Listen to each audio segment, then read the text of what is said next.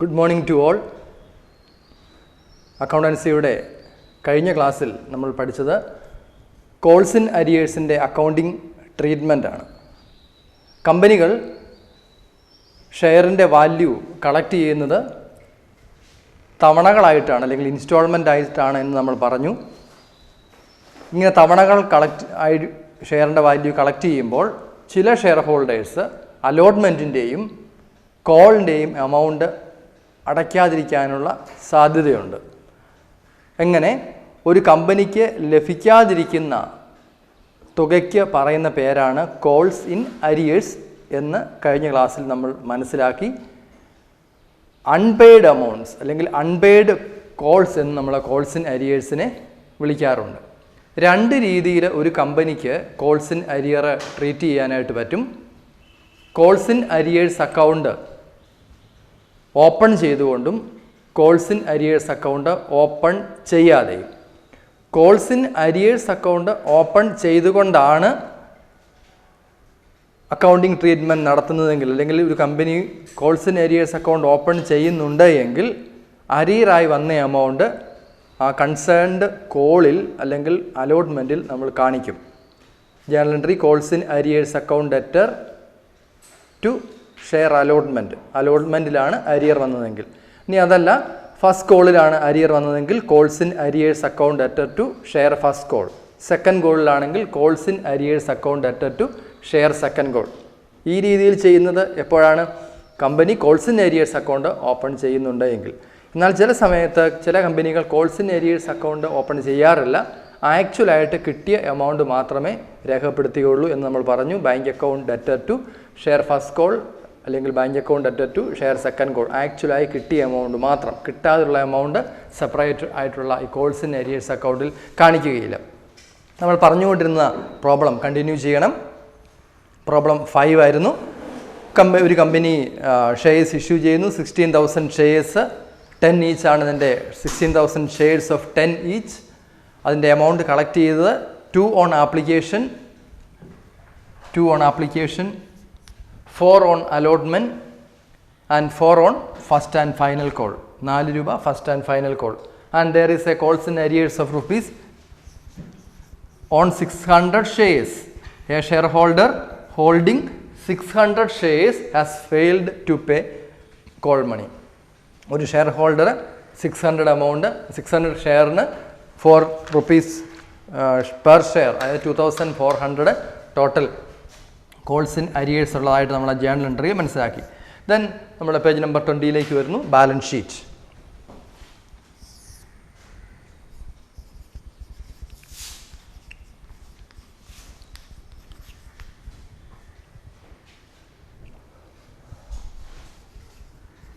Balance sheet asset date ഒക്കെ കൊടുക്കണം. Balance sheet asset,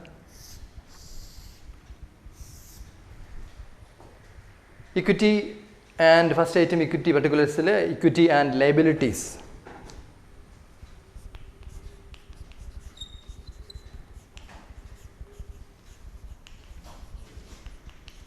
equity and liabilities.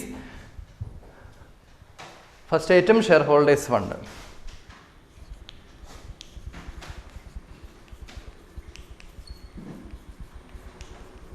Share holders fund നമുക്ക് amount എഴുതാം. Share holders fund നിങ്ങൾ നോക്കുക. ഫസ്റ്റ് ഐറ്റമായിട്ട് ഷെയർ ക്യാപിറ്റൽ.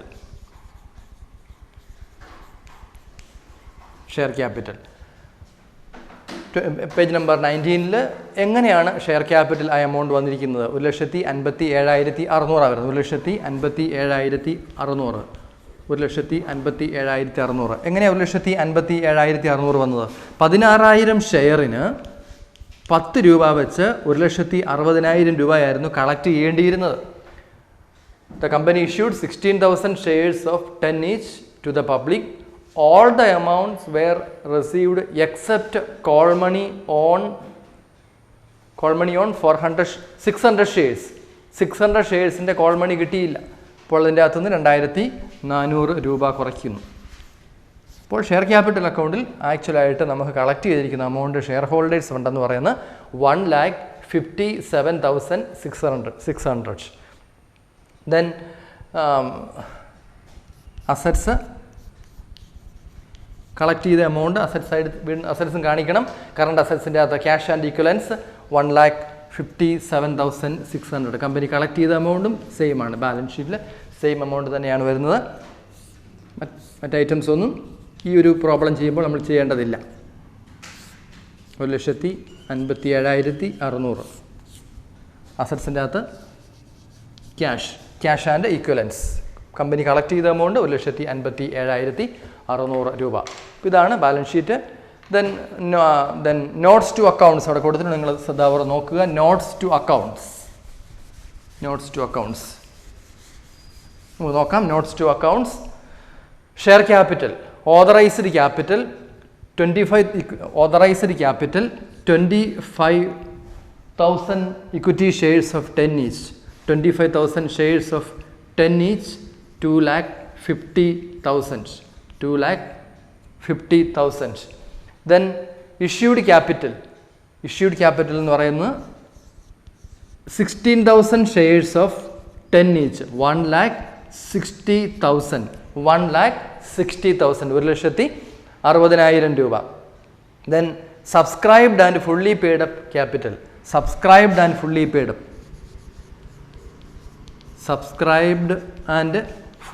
up എത്ര വരുന്നത്? എത്ര ഷെയറിനാണ് എമൗണ്ട് കിട്ടാതിരുന്നത്? 600 ഷെയറിനാണ് കോൾസ് ആൻഡ് ഏരിയേഴ്സ് ഉണ്ടായത്. അപ്പോൾ ഫുള്ളി പെയ്ഡ് അപ്പ് ഷെയർസ് എന്ന് പറയുന്നത് 16,000 നിന്ന് 16,000 minus 600, that is equal to 15,400 into 10, 1,54,000, 1,54,000 രൂപ. Then subscribed and not fully paid up. താഴെ കൊടുത്തിട്ടുണ്ട്. നോട്ട് ഫുള്ളി പെയ്ഡ് അപ്പ് എന്ന് പറയുന്നത് 3,600. എങ്ങനെ 3,600 വന്നത്? 600 ഷെയറിന് എത്ര രൂപ കിട്ടിയിട്ടുള്ളൂ? 600 ഇൻറ്റു 6, 3,600 മാത്രമേ എമൗണ്ട് ആയിട്ട് കിട്ടിയിട്ടുള്ളൂ. അപ്പോൾ ആ ഫുള്ളി പെയ്ഡ് അപ്പ് ഷെയർസിന് സെപ്പറേറ്റ് ആയിട്ട് കാണിക്കുന്നു, നോട്ട് ഫുള്ളി പെയ്ഡ് അപ്പ് ഷെയർസും സെപ്പറേറ്റ് ആയിട്ട് കാണിക്കുന്നു. ഇവിടെ in this example 15,400 shares are fully paid up. Remaining 600 shares are not fully paid up. They are partly paid up, or there is calls in arrears in that 600 shares. ആ 600 ഷെയർസിന് calls in arrears ഉണ്ട്. അപ്പോൾ ആ ഒരു portion നമ്മൾ conclude ചെയ്യുവാണ്. Calls in arrears എന്നുള്ള portion. Then next പോർഷനിലേക്ക് നമുക്ക് പോകണം. നേരത്തെ പറഞ്ഞ കാര്യം ഓർക്കുക, രണ്ട് രീതിയിൽ ചെയ്യാം. Calls in arrears account open ചെയ്യാം, calls in arrears account open ചെയ്യാതെയും ട്രീറ്റ് ചെയ്യാനായിട്ട് പറ്റും. If you are opening a calls in arrears account, then the journal entry is calls in arrears account at to concerned call or allotment. If there is no calls in arrears account is open, only one journal entry is there, bank account at to concerned call or share allotment accounts. Okay, calls in arrears എന്ന് പറയുന്ന unpaid amount ആണ്. Then next നമുക്ക് നോക്കേണ്ടത് interest on calls in arrears. Interest on calls in arrears. Company collect ചെയ്യേണ്ട, അല്ലെങ്കിൽ company collect ചെയ്യുന്നതിന് വേണ്ടി share ഹോൾഡേഴ്സിനോട് അടയ്ക്കണമെന്ന് ആവശ്യപ്പെട്ടിരിക്കുന്ന എമൗണ്ടിന് share holders company ആവശ്യപ്പെടുന്ന സമയത്ത് പേയ്മെൻറ്റ് നടത്തിയില്ലെങ്കിൽ, എപ്പോഴാണോ പേയ്മെൻറ്റ് നടത്തുന്നത് ആ സമയത്ത് 5% ഇൻട്രസ്റ്റ് ചാർജ് ചെയ്യാൻ കമ്പനീസ് ആക്ട് അനുസരിച്ച് കമ്പനികളെ പെർമിറ്റ് ചെയ്തിട്ടുണ്ട്. Companies are authorised to charge 5% interest on calls in arrears. 5% interest on calls in arrears. Company ഷെയറിൻ്റെ എമൗണ്ട് കളക്ട് ചെയ്യുന്നു, ഇൻസ്റ്റാൾമെൻറ്റ്സ് ആയിട്ട് കളക്ട് ചെയ്യുന്നു. ഇപ്പോൾ ഏതെങ്കിലും ഒരു ഷെയർ ഹോൾഡർ എമൗണ്ട് അടച്ചിട്ടില്ലെങ്കിൽ, എപ്പോഴാണോ ആ എമൗണ്ട് അടയ്ക്കുന്നത് അടയ്ക്കുന്ന സമയത്ത് കമ്പനി 5% ഇൻട്രസ്റ്റ് കളക്ട് ചെയ്യും. The company is authorised to charge interest on all calls in arrears. Calls in ഏരിയേഴ്സിന് 5% ആണ് ഇൻട്രസ്റ്റ് ചാർജ് ചെയ്യുന്നത്. കമ്പനി ടേബിൾ എ എന്ന് പറയുന്നത്, ടേബിൾ എ ആണ് അഡോപ്റ്റ് ചെയ്യുന്നതെങ്കിൽ 5% ചാർജ് ചെയ്യുന്നു.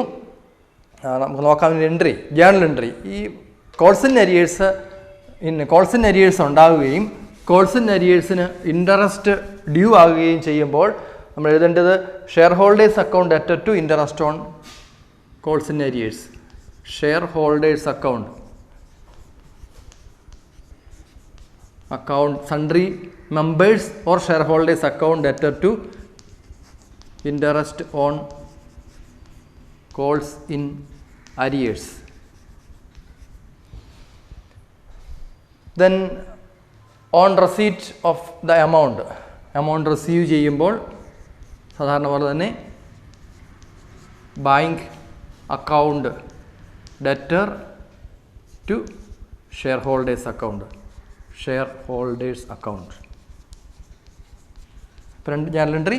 ഒന്ന്, when interest due on calls in arrears sundry members or shareholders account debtor to interest on calls in arrears, and when the interest is received or when the interest is collected by the company, bank account debtor to shareholders account. അപ്പോൾ interest calculate ചെയ്യുന്ന കാര്യം കൃത്യമായിട്ട് ഓർക്കുക. എന്നാണോ due ആകുന്ന date മുതൽ എന്നാണോ payment നടത്തുന്നത് ആ പേയ്മെൻറ്റ് നടത്തുന്ന സമയം വരെയുള്ള പീരീഡിലെയാണ് ഇൻട്രസ്റ്റ് കാൽക്കുലേറ്റ് ചെയ്യുന്നത്. നമുക്ക് മനസ്സിലാകുന്നതിന് വേണ്ടി ഒരു എക്സാമ്പിൾ, ഒരു കമ്പനി ലാസ്റ്റ് പറഞ്ഞ എക്സാമ്പിൾ നോക്കാം. ഒരു കമ്പനി അതിൻ്റെ ഷെയറിൻ്റെ value ₹10 per share and 2 on application, 4 on allotment and 4 on first and final call. And on making the first and final call, a shareholder holding 1000 shares has failed to pay the amount.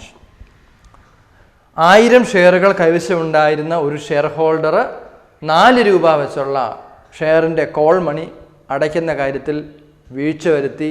There is an unpaid amount of ₹4000. 4000 രൂപ ഈ കമ്പനിക്ക് കിട്ടാനുണ്ട്. And in this example calls in arrears is ₹4000. അപ്പോൾ നമുക്ക് date അവിടെ important ആണ്. Company call നടത്തിയത് first and final call എന്ന് പറയുന്ന 4 per share അടയ്ക്കണമെന്ന് ഷെയർ ഹോൾഡേഴ്സിനോട് ആവശ്യപ്പെട്ടത് 1 ജാനുവരിയിലായിരുന്നു. 1 ജാനുവരി കമ്പനി അടയ്ക്കാൻ ആവശ്യപ്പെട്ടു. But one share holder has not paid the amount and he paid the amount on 1 April. 1 ഏപ്രിലിൽ അയാൾ പേയ്മെൻറ്റ് നടത്തി. 1 ജാനുവരിയിൽ അടയ്ക്കാൻ പറഞ്ഞു, 1 ഏപ്രിലാണ് പേയ്മെൻറ്റ് നടത്തിയത്, കോൾസ് ഇൻ അരിയേഴ്സ് നടത്തിയത്. അപ്പോൾ നമ്മൾ ഇൻട്രസ്റ്റ് കാൽക്കുലേറ്റ് ചെയ്യണം. എങ്ങനെ ഇൻട്രസ്റ്റ് കാൽക്കുലേറ്റ് ചെയ്യുന്നത്? ഇവിടെ കോൾസ് ഇൻ അരിയേഴ്സിൻ്റെ എമൗണ്ട് എത്രയാണ്? 4 × 1000 4000, 4000 × 5% ഇൻറ്റു എത്ര മാസത്തെ ഇൻട്രസ്റ്റ് എടുക്കണം? 3 മാസം അല്ലേ? ജനുവരി, ഫെബ്രുവരി, മാർച്ച്. 1 ജാനുവരിയിൽ ഡ്യൂ ആയ amount received by the company on 1 April. Company received the amount on 1 April. 1 ഏപ്രിലാണ് ഈ എമൗണ്ട് കിട്ടിയത്. അപ്പോൾ ഇൻറ്റു 3/12. ഇതാണ് ഇൻട്രസ്റ്റിൻ്റെ എമൗണ്ട്. കളക്ട് ചെയ്യേണ്ടിയിരുന്ന എമൗണ്ട് കിട്ടാതിരിക്കുമ്പോൾ ആ എമൗണ്ടിന് 5% എന്നുള്ള റേറ്റിൽ ആ പീരീഡിലെ ഇൻട്രസ്റ്റ് കാൽക്കുലേറ്റ് ചെയ്യണം. Then we are going to the next problem, page number 21, problem number 6. ഇപ്പോൾ ജേർണൽ എൻട്രി ശ്രദ്ധിച്ച് മനസ്സിലാക്കുക. There is 2 journal entries. For first one at the time when the interest due ആകുമ്പോൾ share holders account or sundry share holders account or sundry members account debtor to interest on calls in arrears. And at the time of receipt of amount bank account debtor to share holders account. സിമ്പിളായിട്ടുള്ള explanation മസ്റ്റാണ്. Narration എല്ലാ journal എൻട്രിക്കും സിമ്പിളായിട്ടുള്ളൊരു explanation narration എന്നുള്ള പേരിൽ എഴുതണം. ഇവിടെ interest due എന്ന് കാണിക്കുക, ആൻഡ് ഇവിടെ here interest received. Then we are going to the next problem, problem number 6. Ajanta limited issued on 1st January 2010 1 lakh equity shares of 10 each. Ajanta limited 1st January 2010 equity shares issue ചെയ്തു. എത്ര equity shares issue ചെയ്തു? 1 lakh equity shares of 10 each. ഇവർ issue ചെയ്തത് 1 lakh equity shares ആണ്. The company issued 1 lakh equity shares of 10 each.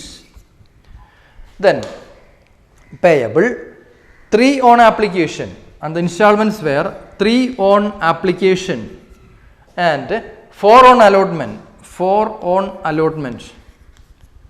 Then date of allotment March 1st. and 3 on first and final call. 3 on first and final call. ഇത് March ഫസ്റ്റിനാണ്, March first. 3 on call. 3 on call and the date of call was 1st April 2010. April 1st. The company issued, Ajanta Limited issued 1 lakh equity shares of 10 each, payable as follows: 3 on application, 4 on allotment and 3 on first call. അതിൻ്റെ ഡേറ്റുകൾ കൊടുത്തിട്ടുണ്ട്. Allotment due ആകുന്ന date March first. And calls or the first call becomes due on 1st April. Question continue ചെയ്യാം. All monies were received except the final call on 1000 shares. മുഴുവൻ അമൗണ്ടും കിട്ടി എന്ന് പറയുമ്പോഴും മുഴുവൻ അമൗണ്ടും കിട്ടിയിട്ടില്ല. There is a calls in arrears of 10,000 shares. 10,000 ഷെയറിൻ്റെ call money കിട്ടിയില്ല. Calls in arrears ഉണ്ടാവുന്നു. Calls in arrears എന്ന് പറയുന്നത് 10,000 ഷെയറിൻ്റെ ആണ്. 10,000 ഷെയറിൻ്റെ കോൾ മണിയാണ് ഇവിടെ കിട്ടാനുള്ളത്. Assuming that company close the books on 30th June every year, charge interest on calls in arrears as per table A. Table A അനുസരിച്ച് 5% ആണ് ഇൻട്രസ്റ്റ് ചാർജ് ചെയ്യേണ്ടത്. And in this example the company closes books of accounts on June 30th, not on March 31st or December 31st. Accounting year അനുസരിച്ചല്ല ഇവർ ചെയ്യുന്നത്. They closes their books of accounts on June 30th. June 30th our books of accounts close ചെയ്യുന്നു. അപ്പോൾ അതുകൊണ്ട് interest calculate ചെയ്യണം.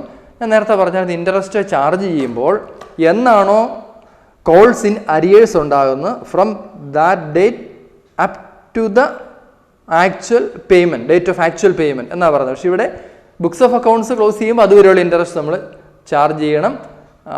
Interest due ആകുന്നതായിട്ട് നമ്മൾ കാണിക്കണം. Interest collect ചെയ്യണം, ഇൻട്രസ്റ്റ് ഡ്യൂ ആകുന്നതായിട്ട് കാണിക്കുക. കളക്ട് ചെയ്യുമ്പോൾ അത് കളക്ട് ചെയ്യുന്നതായിട്ടും കാണിക്കുക. നമുക്ക് ജേണൽ എൻട്രിയിലേക്ക് വരാം. ഫസ്റ്റ് എൻട്രീസ് ഞാനിവിടെ ബോർഡിൽ വീണ്ടും ആവർത്തിക്കുന്നില്ല.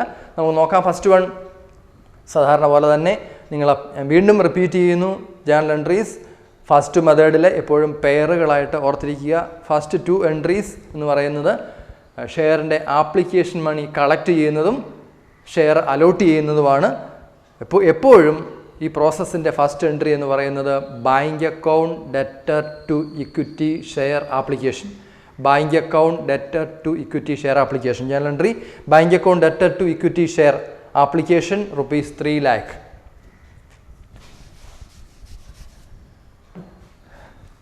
3 lakh.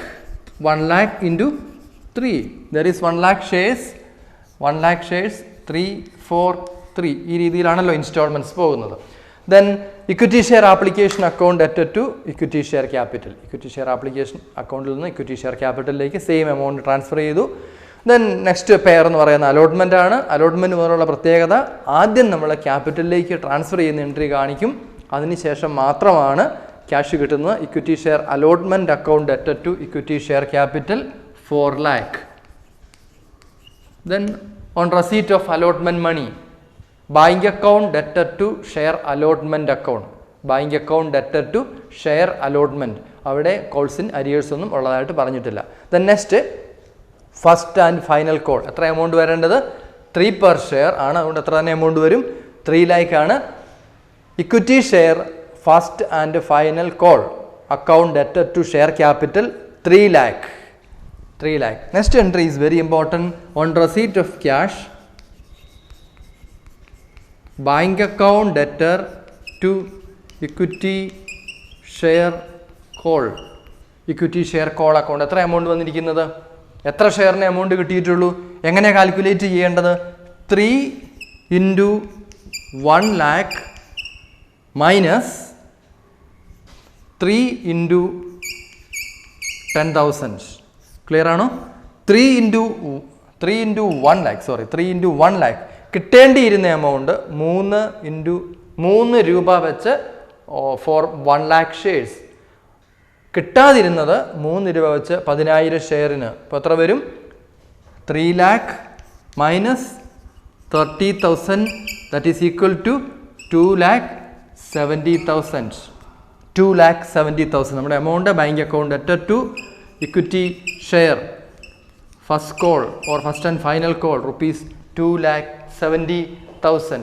ദെൻ നമ്മൾ കോൾസ് ഇൻ അരിയേഴ്സിൻ്റെ എൻട്രി കാണിക്കണം. കോൾസ് ഇൻ അരിയേഴ്സ് അടുത്ത എൻട്രി ആയിട്ട് കാണിച്ചാൽ മതി. Calls in arrears account debtor, calls in arrears account debtor to share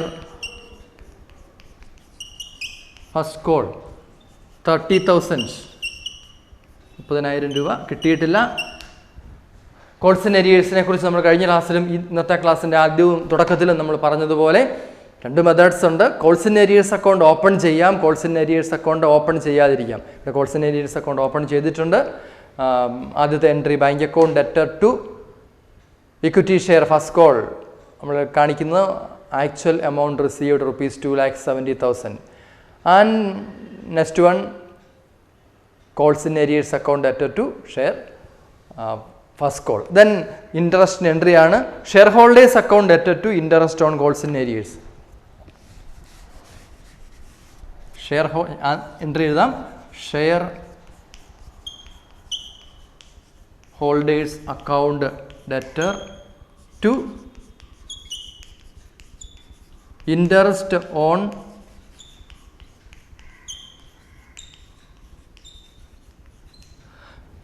on calls in arrears. എത്രയാണ് കോൾസ് ഇൻ അരിയേഴ്സിൻ്റെ എമൗണ്ട്? 30,000. കിട്ടാതിരുന്ന എമൗണ്ട് എത്രയാണ്? 30,000. ദെൻ റേറ്റ് ഓഫ് ഇൻട്രസ്റ്റ് എത്രയാണ്? 5%. Rate of interest 5%. ദെൻ എത്ര മാസത്തെ എടുക്കണം നോക്കുക. ക്വസ്റ്റ്യൻ ഒന്നുകൂടെ നോക്കുക.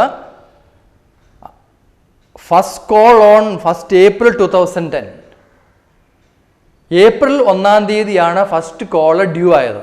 The first call becomes due on 1 April 2010 and the company closes its books of accounts on June 30th. April complete, May മാസം complete, June മാസം complete. എത്ര മാസം എടുക്കണം? 3 months. 3 months into 3/12. അപ്പോൾ 375 നമുക്ക് കിട്ടും. 375 30,000 ഇൻറ്റു 5 ഇൻറ്റു 3/12. അപ്പോൾ 375 ആണ് നമുക്ക് ഇൻട്രസ്റ്റ് കിട്ടുന്നത്. ഇവിടെ എൻട്രിയിൽ ഇത് രേഖപ്പെടുത്തുക. 375 രൂപ. അപ്പോൾ share holders account debtor to interest on calls in arrears. നമ്മൾ ജേണൽ എൻട്രി പറഞ്ഞപ്പോൾ ഒരു എൻട്രിയും കൂടെ പറഞ്ഞായിരുന്നു. Bank account debtor to share holders. ഇവിടെ ആ എൻട്രി ഇല്ല. ടെക്സ്റ്റ് ബുക്കിൽ നോക്കുന്നത് മനസ്സിലാക്കാനായിട്ട് പറ്റും. എഴുതിയിട്ടില്ല. കാരണം എന്താ? ഷെയർ ഹോൾഡർ പണം കൊടുത്തതായിട്ട് നമ്മളോട് പറഞ്ഞിട്ടില്ല. ഷെയർ ഹോൾഡർ എമൗണ്ട് കൊടുത്തതായിട്ട് പറഞ്ഞിട്ടില്ല. At the time of receipt of interest from the share holder നമ്മൾ എന്ത് എഴുതും? Bank account debtor to share holders. ഇപ്പം ഷെയർ ഹോൾഡേഴ്സിൻ്റെ അടുത്ത് ഈ എമൗണ്ട് ഡ്യൂ ആയിരിക്കുവാണ്. ഓർക്കുക, ഇങ്ങനെ നമ്മൾ എഴുതാനുള്ള കാരണം ഈ company books of accounts close ചെയ്യുന്നത് June 30 first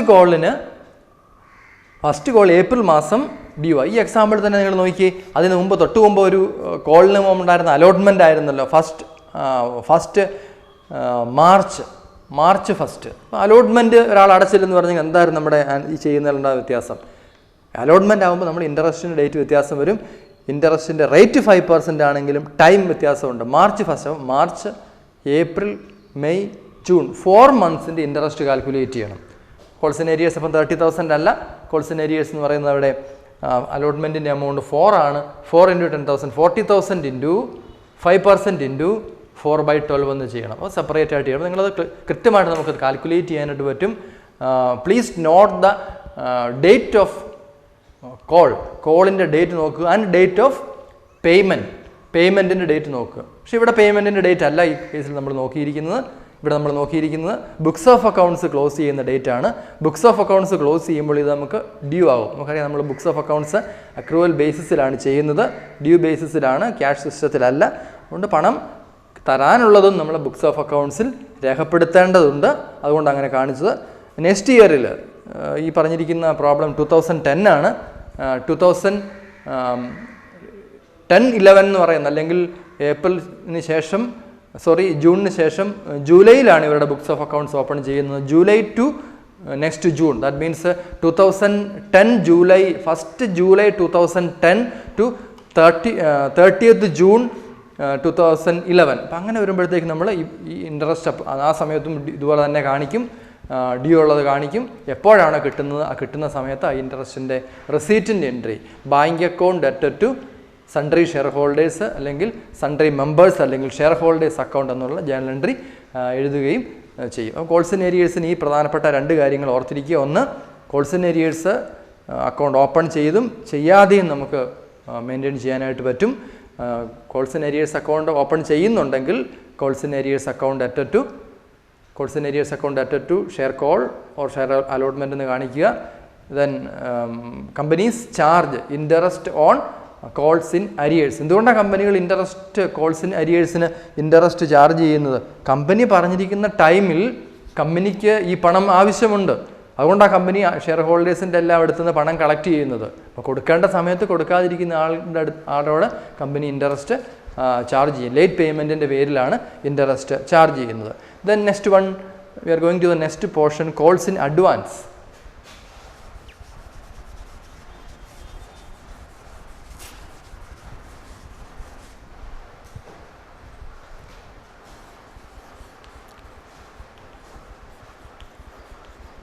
calls in advance.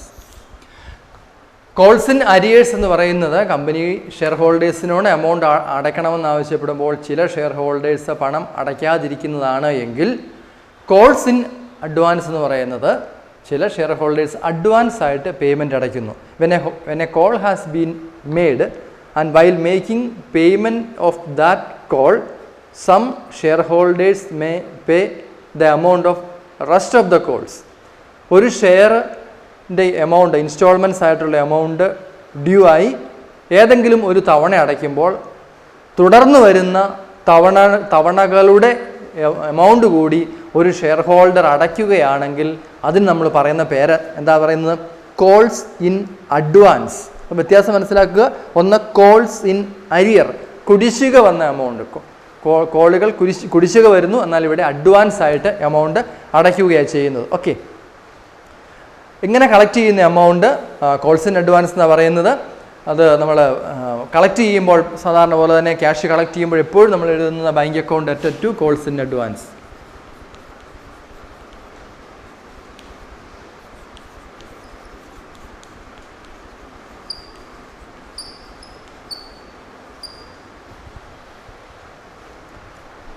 Dividend കൊടുക്കുന്ന കേസിൽ, കമ്പനി ഡിവിഡൻറ്റുകൾ കൊടുക്കുകയാണ് എങ്കിൽ, ഡിവിഡൻറ്റ് ഡിക്ലെയർ ചെയ്യുകയാണെങ്കിൽ, നമ്മൾ ഫസ്റ്റ് ക്ലാസ്സിൽ പറഞ്ഞു കമ്പനി പ്രോഫിറ്റ് ഡിസ്ട്രിബ്യൂട്ട് ചെയ്യാനുള്ള പ്രൊവിഷൻസ് ഉണ്ട്. Company can distribute its profits in the name of dividend according to the Companies Act. Companies Act പറഞ്ഞിരിക്കുന്നതനുസരിച്ച്, പ്രൊവിഷൻസ് അനുസരിച്ച് കമ്പനിക്ക് ഷെയർ ഹോൾഡേഴ്സിന് ഡിവിഡൻറ്റ് ഡിസ്ട്രിബ്യൂട്ട് ചെയ്യാനായിട്ട്, പ്രോഫിറ്റ് ഡിവിഡൻറ്റ് എന്നുള്ള പേരിൽ ഡിസ്ട്രിബ്യൂട്ട് ചെയ്യാനായിട്ട് പറ്റും. അങ്ങനെ ഡിസ്ട്രിബ്യൂട്ട് ചെയ്യുന്ന സമയത്ത് കോൾസ് ഇൻ അഡ്വാൻസ് കൺസിഡർ ചെയ്യുകയില്ല എന്നാണ് പറഞ്ഞത്. No dividend would be paid on the amount of such calls in advance as it does not form part of share capital of the company. ചില share holders advance ആയിട്ട് amount അടച്ചിട്ടുണ്ടെങ്കിൽ advance അടച്ച എമൗണ്ടിന് ഡിവിഡൻറ്റിൻ്റെ ഭാഗമായിട്ട് വരികയില്ല. നിങ്ങൾക്ക് മനസ്സിലാകുന്നതിന് വേണ്ടി, ഒരു കമ്പനിക്ക് 10 ലക്ഷം രൂപയുടെ 10 ലക്ഷം ഷെയറുകളുണ്ട്, 10 rupees. ഇപ്പോൾ കമ്പനിക്ക് 1 crore അതിൻ്റെ ടോട്ടൽ കളക്ട് ചെയ്യേണ്ട എമൗണ്ട്. അപ്പോൾ ഇങ്ങനെ 10 ലക്ഷം ഷെയറിന് 10 രൂപ വാല്യൂ ഉള്ളപ്പോൾ കമ്പനി 8 രൂപയെ കളക്ട് ചെയ്തിട്ടുള്ളൂ. അപ്പം 10 lakh into 8, 80 lakhs ആണ് കമ്പനിയുടെ ക്യാപിറ്റൽ എന്ന് പറഞ്ഞാൽ കമ്പനി 80 lakhsന് ഇപ്പോൾ ഡിവിഡൻറ്റ് ഡിക്ലെയർ ചെയ്യുവാണെങ്കിൽ, ഇപ്പോൾ 10% ഡിവിഡൻറ്റ് ഡിക്ലെയർ ചെയ്തു, അല്ലെങ്കിൽ 5% ഡിവിഡൻറ്റ് ഡിക്ലെയർ ചെയ്തു എന്ന് പറഞ്ഞാൽ എല്ലാ ഷെയർ ഹോൾഡേഴ്സിനും 10% ഡിവിഡൻറ്റ് കിട്ടും, അല്ലെങ്കിൽ 5% ഡിവിഡൻറ്റ് കിട്ടും. എന്നാൽ 10 രൂപയുടെ ഷെയറിന് 8 രൂപ അടയ്ക്കണമെന്ന് ആവശ്യപ്പെട്ടപ്പോൾ ചില ഷെയർ ഹോൾഡേഴ്സ് ഫുൾ എമൗണ്ടും അടച്ചു. അതിൻ്റെ പേരിൽ കോൾസ് ഇൻ അഡ്വാൻസ് ആയിട്ട് ഒരു 1 lakh rupees വന്നിട്ടുണ്ട്. ഇവിടെ പറഞ്ഞിരിക്കുവാണ് കോൾസ് ഇൻ അഡ്വാൻസിന് ഡിവിഡൻറ്റ് കൊടുക്കത്തില്ല എന്ന് പറഞ്ഞാൽ, ഡിവിഡൻറ്റ് ഡിക്ലെയർ ചെയ്യുമ്പം കമ്പനി 4% ഡിവിഡൻറ്റ് ഡിക്ലെയർ ചെയ്തു, 4% ലാഭവിഹിതം കമ്പനിയുടെ ആനുവൽ ജനറൽ മീറ്റിംഗിൽ ഡിക്ലെയർ ചെയ്തു. All share holders are entitled to a dividend of 4 per share. 4%. 4%. 4 per share അല്ല, 4%. 10 രൂപയുടെ ഷെയർ ആണെങ്കിൽ അതിന് 4% കിട്ടും. ഏത് എമൗണ്ടിനെ കിട്ടത്തുള്ളൂ? ഈ എമൗണ്ടിനെ കിട്ടത്തുള്ളൂ. അടയ്ക്കാൻ ആവശ്യപ്പെടാത്ത എമൗണ്ട് കമ്പനിയിൽ അടച്ചിട്ടുണ്ടെങ്കിൽ ആ എമൗണ്ടിന് കോൾസ് ഇൻ അഡ്വാൻസ് എന്ന് പറയും. ആ എമൗണ്ടിന് കമ്പനി ഡിവിഡൻഡ് കൊടുക്കുകയില്ല. ഇവിടെ ഞാനൊരു ഷെയർ വാങ്ങിച്ചു, 10 രൂപയുടെ ഷെയറിന് ഞാൻ 8 രൂപ അടച്ചിട്ടുണ്ട്. അതേസമയം നിങ്ങൾ 10 രൂപയും അടച്ചു. അടയ്ക്കാൻ ആവശ്യപ്പെടാത്ത എമൗണ്ട് നിങ്ങൾ അടച്ചിട്ടുണ്ട്. അപ്പോൾ കമ്പനി ഡിവിഡൻഡ് ഡിക്ലെയർ ചെയ്യുമ്പോൾ അടയ്ക്കണമെന്ന് ആവശ്യപ്പെട്ട 8 രൂപയ്ക്ക് മാത്രമേ ഡിവിഡൻഡ് ഡിക്ലെയർ ചെയ്യുകയുള്ളൂ. 10 rupeesന് കമ്പനി ഡിവിഡൻഡ് ഡിക്ലെയർ ചെയ്യുകയില്ല. ഓക്കെ, ദെൻ ഫസ്റ്റ് എൻട്രി ഇതാണ്. Bank account added to calls in advance at the time of receipt of calls in advance. Calls in advance collect ചെയ്യുന്ന സമയത്ത് bank account added to calls in advance. ഇനി നോർമലായിട്ടുള്ള ഈ call due ആകുമ്പോൾ ഈ call adjust ചെയ്യണം. Calls in അഡ്വാൻസിൽ കിടക്കുന്ന എമൗണ്ട്. അപ്പോൾ നമ്മളെ കോൾസ് ഇൻ അഡ്വാൻസ് അക്കൗണ്ട്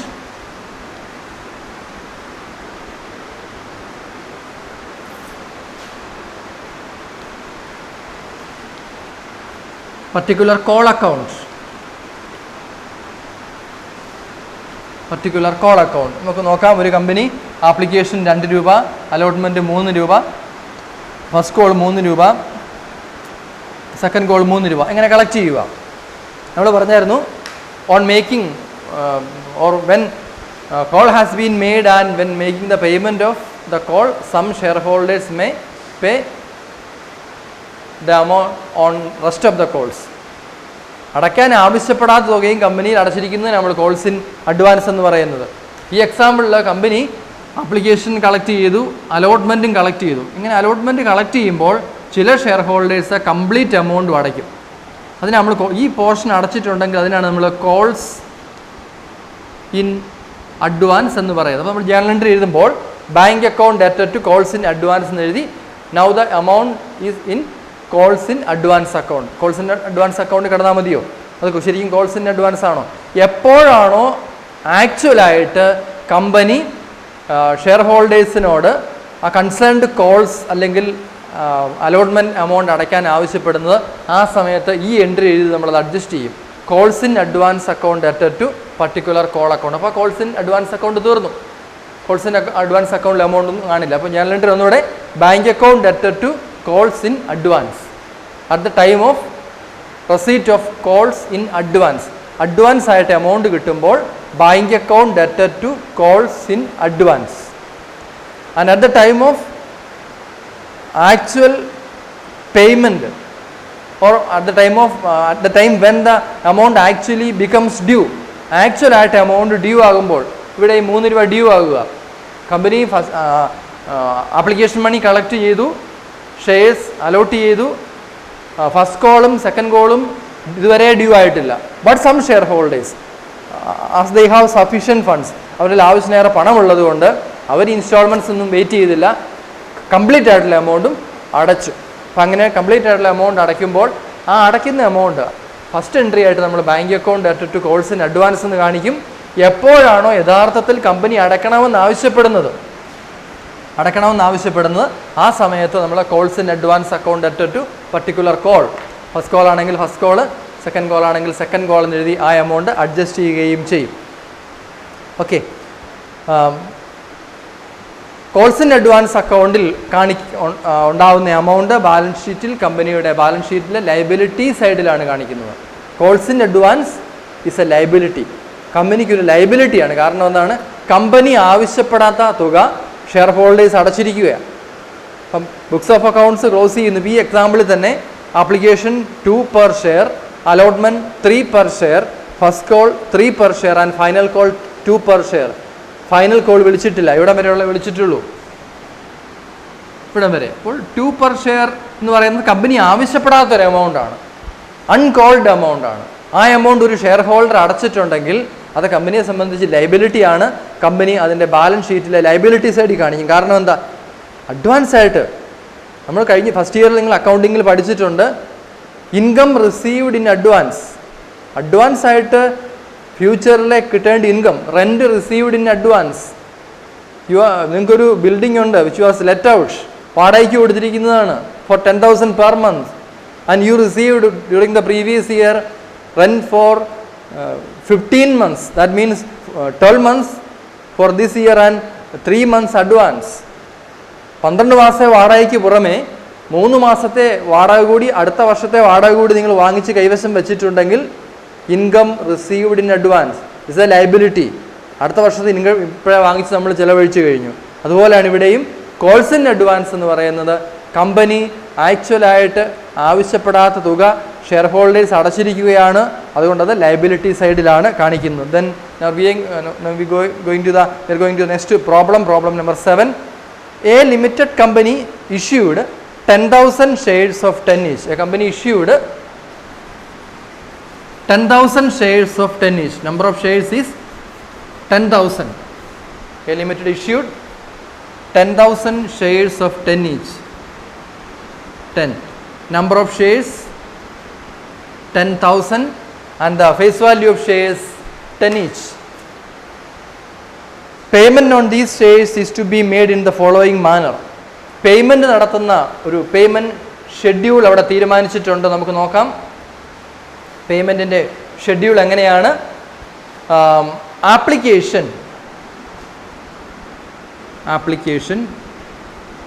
ആപ്ലിക്കേഷനോടൊപ്പം ₹4, അതിൻ്റെ date 1/1/2009. On application for per share which was on 1st January 2009 and on allotment ₹4. Allotment ₹4 and the date was 1st March 1/3/2009 and first and final call എത്ര രൂപ വരും? 2 per share. അതിൻ്റെ date 1st April 2009. The company issued 10,000 shares of 10 each, which was payable in 3 installments, ₹4 on application 1st January 2009, 4 on allotment 1st March 2009, 2 on first and final call on 1st April, which becomes due on 1st April 2009. And what happened? X, to whom 500 shares were allotted, paid the full amount on application. One shareholder whose name is X applied for 500 shares and he paid the entire amount. One prospective investor, his name is X and the number of shares applied is 500. He paid the entire amount. Along with application money. ശരിക്കും എല്ലാവരും എത്ര അടച്ചാൽ മതിയായിരുന്നു?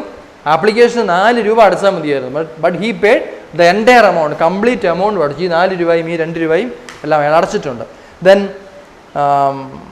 Y, another shareholder whose name is Y എന്ന് പേരുള്ള ഒരു share holder 100 shares ആണ് allot ചെയ്തത്.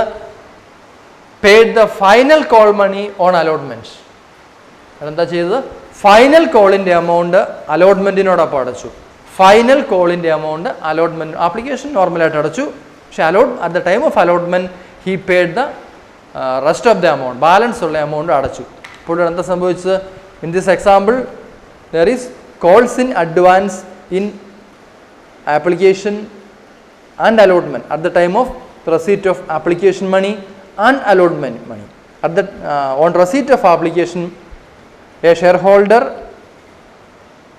with 500 shares or having 500 shares paid the entire amount, and at the time of payment of allotment money, one shareholder holding 100 shares paid the call money. നമുക്ക് first അതിൻ്റെ calculation ഒന്ന് നോക്കാം. Calls and advance കിട്ടി. എക്സിൻ്റെ അടുത്ത് എത്ര രൂപ കിട്ടിയിട്ടുണ്ട്? ആദ്യം നമുക്ക് എക്സിൻ്റെ കേസ് നോക്കാം. കോൾസ് ഇൻ അഡ്വാൻസ് എക്സിൻ്റെ നമ്പർ ഓഫ് ഷെയർസ് 500 ആണ്. 500 ഓഫ് എക്സ് അലോട്ട്മെൻറ്റിൻ്റെ 500 ഇൻറ്റു 4 അല്ലേ അലോട്ട്മെൻറ്റിൻ്റെ എമൗണ്ട്? യെസ്, 2000. യെസ്. ദെൻ കോളിൻ്റെ എമൗണ്ട് എത്രയാണ്? 2 into 100. Sorry, 2 into 500. He has 500 shares. 1000. Total calls in advance from Mr. X is 3000. Allotment in the amount collected at the time of receipt of application money, X paid the entire amount. Allotment, he has 500 shares or 500 shares were allotted to him. He paid 500. He paid the entire amount with the application money. 500 into 4, 2000, and call money 500 into 2000, total 3000. Okay, then what about Mr. Y? Y has 100 shares and he paid call money with allotment money. Call money with allotment. Allotment call money അടച്ചു. എത്രയാണ്? 200. 200. അപ്പോൾ ഇവിടെ total calls in arrears എന്ന് പറയുന്നത് 3200. 3200 ആണ് calls in advance. 3200 എവിടെ നിന്ന് കിട്ടി? എക്സിൻ്റെ അടുത്ത് നിന്ന് 3000 കിട്ടി, വൈയുടെ അടുത്ത് നിന്ന് 2000. ടോട്ടൽ 3200 ആണ് കോൾസ് ഇൻ അഡ്വാൻസ് ആയിട്ട് കിട്ടിയിരിക്കുന്ന amount. Then we are going to the journal. നമുക്ക് ജേണലിലേക്ക് വരാം. ജേണൽ വരയ്ക്കുമ്പോൾ എപ്പോഴും നമ്മൾ അതിൻ്റെ ഫോമാറ്റിൽ തന്നെ വരയ്ക്കണം. Date column, particulars column, ledger folio, debit amount and credit amount.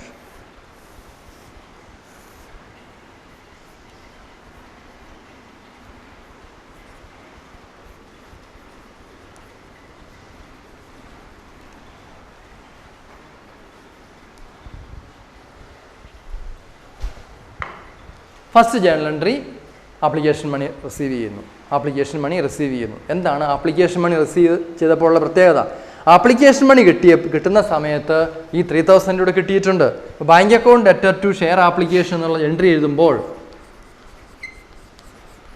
Bank account debtor to share application, normally നമ്മൾ എഴുതേണ്ട എമൗണ്ട് എന്ന് പറയുന്നത് 10,000 into 4, 40,000 എഴുതിയാൽ മതി. എന്നാൽ 10,000 into 4 എഴുതിയാൽ പോലെ 40, നിങ്ങൾക്ക് ടെക്സ്റ്റിലേക്ക് നമുക്ക് കാണാനായിട്ട് പറ്റും. 43,000 plus 3,000 calls in advance. 43,000 application money and calls in advance received. Narration being amount received on application plus amount due on allotment on first and final call. Allotment and first and final call.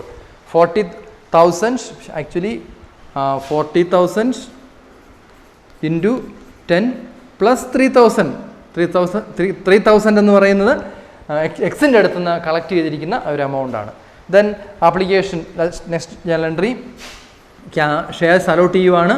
Share application account debtor to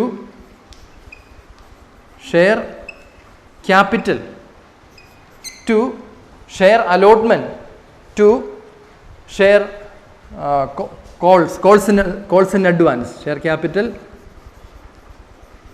share allotment to calls in advance. നിങ്ങൾ ടെസ്റ്റിലേക്ക് നോക്കിയാൽ 43,000 ആണ് share application അക്കൗണ്ടിൽ ഇപ്പോൾ കിട്ടിയിരിക്കുന്ന amount. ഈ 43,000ഉം share ക്യാപിറ്റലിലേക്ക് മാറ്റാൻ പറ്റത്തില്ല. കാരണം എന്താണ്? ഷെയർ ആപ്ലിക്കേഷനായിട്ട് കിട്ടിയത് 40,000 രൂപയും ഇവിടെ 43,000 തന്നെ ഡെബിറ്റ് ചെയ്യുന്നു. ഷെയർ ആപ്ലിക്കേഷനായിട്ട് കിട്ടിയ 40,000 ക്യാപിറ്റലിലേക്ക് മാറ്റാം.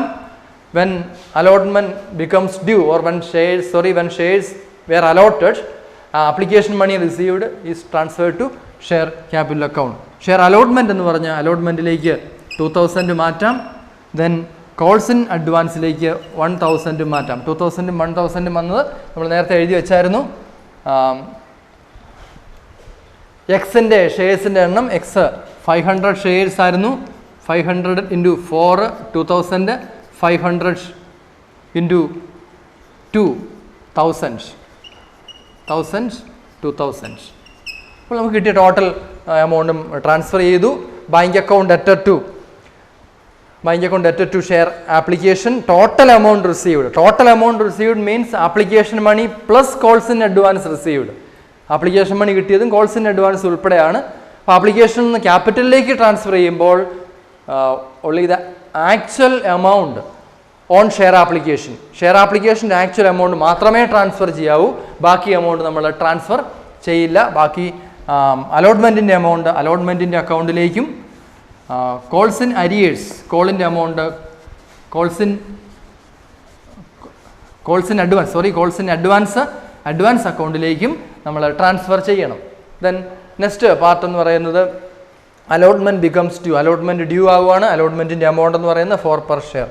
Share allotment account debtor to share capital. Share allotment account debtor to share capital നമ്മൾ പല പ്രാവശ്യം ആവർത്തിച്ചതാണ്. സെക്കൻഡ് പെയറിലെ first journal entry when allotment becomes due ആകുക എന്ന് പറയുമ്പോൾ ക്യാപിറ്റലിലേക്ക് ട്രാൻസ്ഫർ ചെയ്യുക.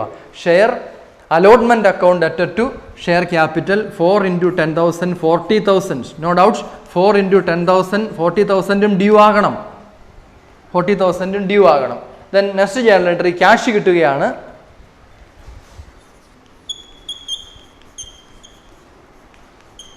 ബാങ്ക് അക്കൗണ്ട് ഡെറ്റർ എൻട്രി നോക്കുക. Bank account debtor share allotment calls in advance.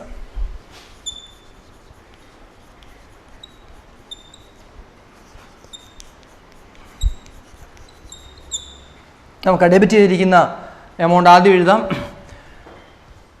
എന്താണ് കോൾസ് ഇൻ ഷെയർ അലോട്ട്മെൻറ്റിൻ്റെ സമയത്ത് സംഭവിച്ചത്? At the time of receipt of share allotment one share holder whose name is mister Y he paid then call money ഇങ്ങനെ അടച്ചു. അപ്പം calls in advance ആയിട്ട് share allotment വന്നിരിക്കുന്നത് വൈയുടെ അടുത്ത് നിന്ന് കിട്ടിയിരിക്കുന്ന എമൗണ്ടാണ്. വൈയുടെ അടുത്ത് നിന്ന് കിട്ടിയത് എത്രയാണ്?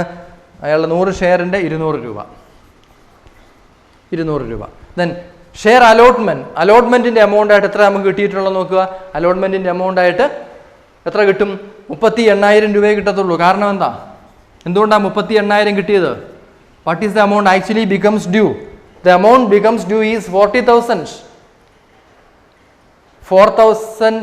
10,000 into 4 40,000. എന്തുകൊണ്ടാണ് 38,000 കിട്ടിയത്? One share holder mister X he has paid his allotment money along with application money. അപ്പോൾ നമുക്കിനി 40,000 കിട്ടുമോ? കിട്ടത്തില്ല. കാരണം എന്താണ്? ഒരു ഷെയർ ഹോൾഡർ അയാളുടെ പേര് എക്സ് അയാളുടെ 2,000 നേരത്തെ കൊടുത്തായിരുന്നു. അതുകൊണ്ടാണ് നമ്മളിവിടെ ഷെയർ അലോട്ട്മെൻറ്റ് എന്ന് പറഞ്ഞിട്ട് 38,000 കാണിച്ച് സംശയമുള്ളവർ അത് പ്രത്യേകം നോട്ട് ചെയ്യുക. 40,000 minus 2,000. ഈ 2,000 മനസ്സിലായി കാണും. ഇത് amount received in excess of what is actually called. യഥാർത്ഥത്തിൽ ഡ്യൂ ആയതിനേക്കാൾ കൂടുതൽ വൈ എന്ന് പറയുന്ന ഷെയർ ഹോൾഡർ അടച്ച 200 രൂപ. അപ്പോൾ കോൾസ് ഇൻ അഡ്വാൻസ് എന്ന് കാണിച്ചു.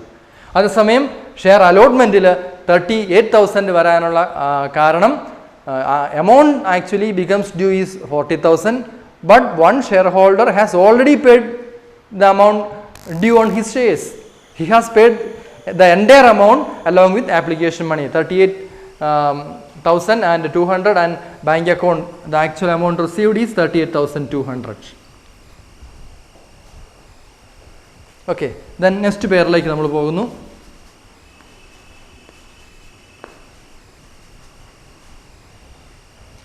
ലാസ്റ്റ് പേരിലേക്ക് പോകുന്നു. Share final call becomes due. Journal entry first and final call debtor to share capital. First and final call account debtor to share capital. എത്ര ഷെയറിൻ്റെ ഡ്യൂ ആകുന്ന എമൗണ്ട്? 2 per share ആണ്. അപ്പോൾ 2 into 10,000 20,000. ഇനി ക്യാഷ് കിട്ടുവാണ്. ക്യാഷ് കിട്ടുമ്പോൾ നോക്കുക. Bank account debtor calls in advance account debtor to share first and final call or call. Bank account debtor calls in advance account debtor to share call accounts. എന്തുകൊണ്ടാണ് ഇങ്ങനെ entry എഴുതിയത്? Already 2 shareholders X and Y. X ആപ്ലിക്കേഷനോടൊപ്പം അയാളുടെ call മണി കൊടുത്തിട്ടുണ്ട്.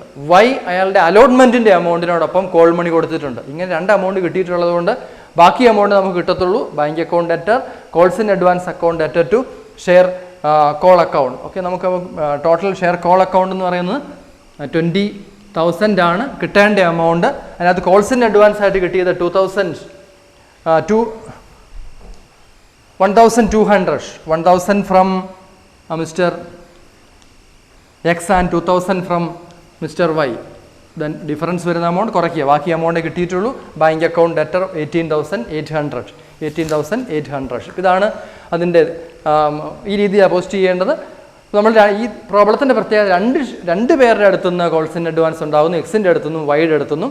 ആക്ച്വലായിട്ടുള്ള amount കിട്ടുന്ന സമയത്ത്, ആക്ച്വലായിട്ടുള്ള amount കിട്ടുമ്പോൾ calls in advance കുറച്ചിട്ടുള്ള amount മാത്രമേ നമുക്കവിടെ ബാക്കി ഷെയർ ഹോൾഡേഴ്സ് യഥാർത്ഥത്തിൽ അടയ്ക്കുകയുള്ളൂ. ബാക്കി എമൗണ്ട് അഡ്ജസ്റ്റ് ചെയ്യുക ചെയ്യും. ഈ രണ്ട് ജേർണൽ എൻട്രി ശ്രദ്ധിക്കുക. നിങ്ങളുടെ ഫസ്റ്റ് പെയറല്ല, സെക്കൻഡ് പെയറും തേർഡ് പെയറും ഓർക്കുക. കോൾസ് ഇൻ അഡ്വാൻസ് ഉണ്ട്. ഈ എൻട്രി ഒന്നുകൂടെ നോക്കുക. Bank account debtor, calls in advance account debtor to share call. ആക്ച്വലായിട്ട് ഡ്യൂ ആയ എമൗണ്ട്, കമ്പനിക്ക് കിട്ടേണ്ട എമൗണ്ട് 20,000 ആണ്. Share final call account debtor to share capital 20,000 ആയിരുന്നു. എന്നാൽ 20,000 കിട്ടിയില്ല. കാരണം കോൾസ് ഇൻ അഡ്വാൻസ് ഇതിന് എക്സ്പ്ലനേഷൻ ഓർത്തിരിക്കുക. 1,000 from mister X and 2,000 from mister Y. ഈ 1,000 രൂപ ആപ്ലിക്കേഷനോടൊപ്പം കിട്ടിയായിരുന്നു, ഈ 2,000 രൂപ അലോട്ട്മെൻറ്റിനോടൊപ്പം കിട്ടിയായിരുന്നു. അപ്പോൾ അത് കുറച്ചിട്ട് ബാക്കി 18,800 രൂപയെ നമുക്ക് കിട്ടുകയുള്ളൂ. അപ്പോൾ നമ്മൾ ഇന്ന് പ്രധാനമായിട്ടും നോക്കിയത് കോൾസ് ഇൻ അരിയേഴ്സിൻ്റെ ഇൻട്രസ്റ്റ്. നമുക്കറിയാം, കമ്പനി ഷെയർ ഹോൾഡേഴ്സിനോട് അടയ്ക്കണമെന്ന് ആവശ്യപ്പെടുന്ന തുക കൃത്യസമയത്ത് ഷെയർ ഹോൾഡേഴ്സ് അടയ്ക്കുന്നില്ല എങ്കിൽ കമ്പനി അതിന് ഇൻട്രസ്റ്റ് ചാർജ് ചെയ്യും. ഇൻട്രസ്റ്റ് ചാർജ് ചെയ്യുന്നത് എന്നാണോ കോൾ ഡ്യൂ ആകുന്നത് ആ സമയം മുതൽ പേയ്മെൻറ്റ് നടത്തുന്ന സമയം വരെയാണ്. അതേസമയം പേയ്മെൻറ്റ് നടത്തുന്നില്ല എന്നാണ് പറഞ്ഞിരിക്കുന്നതെങ്കിൽ ബുക്സ് ഓഫ് അക്കൗണ്ട്സ് ക്ലോസ് ചെയ്യുന്ന ഡേറ്റ് വരെ ടേബിൾ എ അനുസരിച്ചുള്ള 5% ഇൻട്രസ്റ്റ് ചാർജ് ചെയ്യാനായിട്ട് പറ്റും. അതാണ് ഒന്നാമത് പറഞ്ഞത്. അപ്പോൾ നമ്മൾ ചെയ്യേണ്ട കാര്യം, അതിൻ്റെ 2 ജേർണൽ എൻട്രിയിൽ എഴുതണം. ഇൻട്രസ്റ്റ് ഡ്യൂ ആകുമ്പോൾ sundry share holders account or members account debtor to interest on calls in arrears.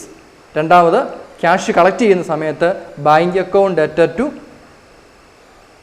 Sundry share holders അല്ലെങ്കിൽ മെമ്പേഴ്സ് എന്നുള്ള എൻട്രി എഴുതുന്നു. പെർസെൻറ്റേജ് ഓർക്കുക, കൃത്യമായിട്ട് ആ ഡേറ്റ് അനുസരിച്ച്. റേറ്റ് ഓഫ് ഇൻട്രസ്റ്റ് പ്രത്യേകിച്ച് പറഞ്ഞിട്ടില്ലെങ്കിൽ 5% എടുക്കുക.